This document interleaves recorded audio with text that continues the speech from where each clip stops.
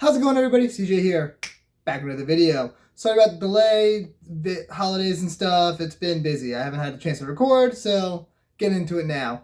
And, well, good timing, because we got some new spoilers for the new set coming out. We got some Kaldheim spoilers. We got some Kaldheim first thoughts going on today. Today we got Magda, Brazen Outlaw. Remember, as always, if you enjoy my content, hit that like button, hit the subscribe button if you haven't already. Down below, we got a TCG player affiliate link if you want to buy any of these cards to help support the channel. You can also support the channel via our Patreon. So that's going to be linked down below as well. Hit that up to help out the channel. Also linked down below, there's another way to help out the channel right now. We got a Kickstarter going on, and you can buy some cool Everything is Highlander playmats and some other goodies. So check that out if you want to help support the channel. That's going directly into the channel to help fund some new series that we have that we want to get started. And it should be a good time. What else do we got going on? I don't know. So, let's hop into this. Magda, Brazen Outlaw. This card seems very, very powerful. It's essentially 2-mana ramp into command zone. It's going to be a very good include in a lot of red decks. I think this card is very strong. And, yeah. I mean, this card just works outside of Dwarf synergies and outside of Treasure synergies just as a ramp card. Because there's going to be a good number of games where turn 2, turn 3, turn 4, you're going to have somebody that you can attack for free, and you'll just be able to get in there and get some treasures to ramp you. It seems like a good include, especially in Boros or Mono Red. And so, the first category I want to talk about is the combo potential. This card can combo off to some infinite ways to win the game. And it's powerful. They're powerful ways. So the first one I found is you can use Liquid Metal Coating to turn Magda into an artifact, use Clock of Omens, tap Clock of Omens, and tap Magda to untap Magda, which would create 1 treasure because Magda is being tapped. So you get a treasure, and Magda becomes untapped. Then you tap Magda, tap that new treasure to untap Magda, which creates another new treasure, and you keep doing that over and over and over, and you have infinite tap treasures. So you have infinite mana for the next turn, but like, you can do this at instant speed, so you can do this during your opponent's end step, and then have, like, upkeep, have infinite mana. And, what else do we got here? Oh, you can also win the game through this combo if you have, like, Reckless Fireweaver in play, so every time one of those treasures enters the battlefield under your control, you ping somebody. So you just do that over and over and over, and you win the game. You can also win the game through a combo using Magda herself, like, sacrificing 5 treasures. Well, first you kind of want to do this all at once. So you want to get 10 treasures. You sacrifice 10 treasures to Magda to go and get Mycosynth and Hellkite Tyrant. You can then proceed, like, you do this in your opponent's end step, so then Hellkite Tyrant essentially has haste. I mean, it's not summoning sick during your turn. So then you attack one of your opponents and steal all of their permanents, because all of their permanents are artifacts. And you can win the game that way.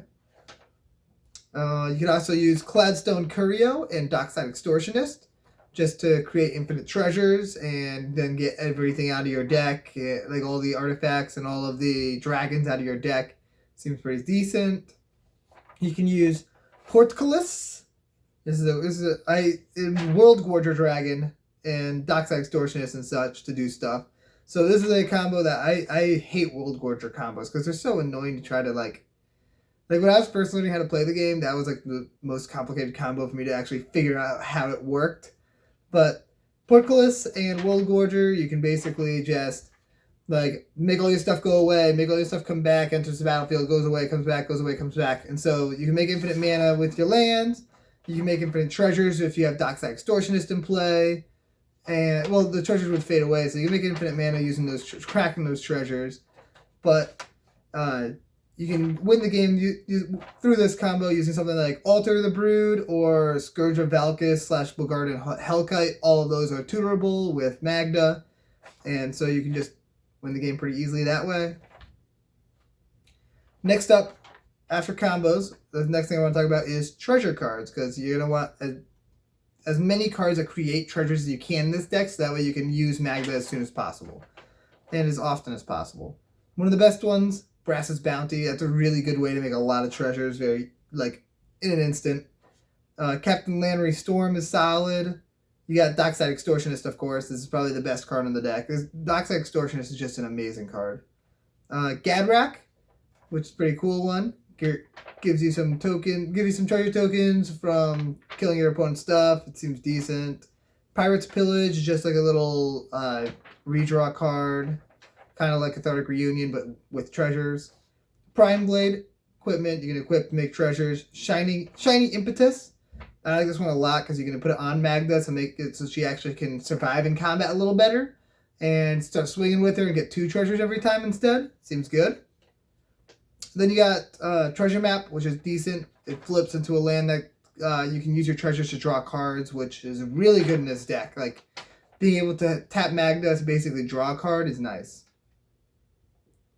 Next up is the bad treasure cards. So just like, if you want all the treasure cards, then you can throw these ones in too. Stuff like Brazen Freebooter, Gleaming Barrier, Impulsive Pilferer, which is not bad because it's got the Encore ability. Rapacious Dragon, and Wily Goblin.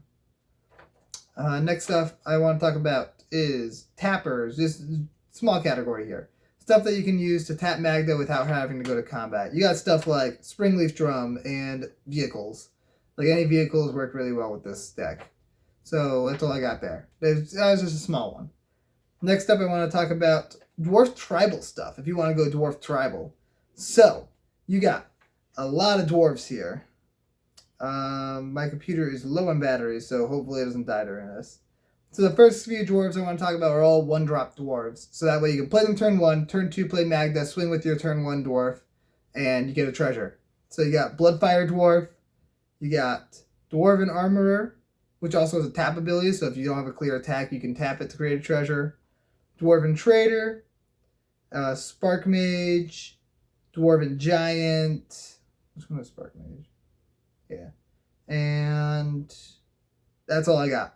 So those are all the 1-drop dwarves that seem like they should be auto includes, just so that way you can get that treasure turn 2 very easily. Next up, there's just other dwarves like Rimrock Knight, which is cool because it's also got a buff on it, so you can use a little combat trick with Magda. You got Dwarven Warriors, which makes Magda unblockable, along with Dwarven Nomad. Both those seem very powerful in this deck. You got Bomb Squad, which is kind of cool, and it's got a tap ability, so that way you can just tap it to get treasures. Dwarven Blood Boiler seems very powerful in this deck because you can tap, it just has an ability that lets you tap dwarves. And then you can buff up Magda or buff up whatever attacking creature you have, while tapping all your other dwarves down. And you can do that instant speed, so like end step, you can just tap all your dwarves, make a bunch of treasures, untap, and go nuts. Then you got Dwarven Recruiter, good way to get all your combo-y dwarf cards up to the top of your library.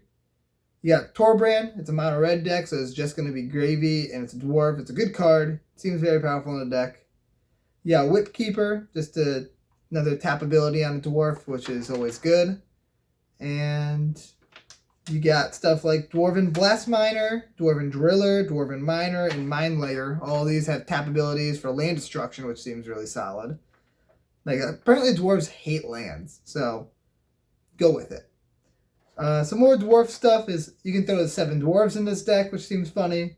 You can also do Changeling shenanigans with like Birthing Bows, Changeling Berserker, Firebelly Changeling, Torian Mauler, which is a really good one, and Universal Automaton, another 1-drop dwarf basically. And so that's all the stuff that I got really for Dwarf Tribal, other than like your generic tribal cards. These are just some specific dwarf stuff. Next up I want to talk about just good artifacts to tutor up with Magda. You got Blightsteel Colossus, just to be disgusting. Say you already grabbed your Mycosynth Lattice, you can go and grab Darksteel Forge, so all your permanents are indestructible. Phyrexian Triniform and Wormcoil Engine just seem kind of sweet. You can do Platinum Angel or Platinum Empyrean to protect yourself in a risky situation. Possessed Portal, this is just kind of a cool card. It makes it so your players just really don't draw cards, and each player has to sacrifice a permanent unless they discard a card at their end step. So you can make it so your opponents just start losing everything, and you can just sack your treasures to this.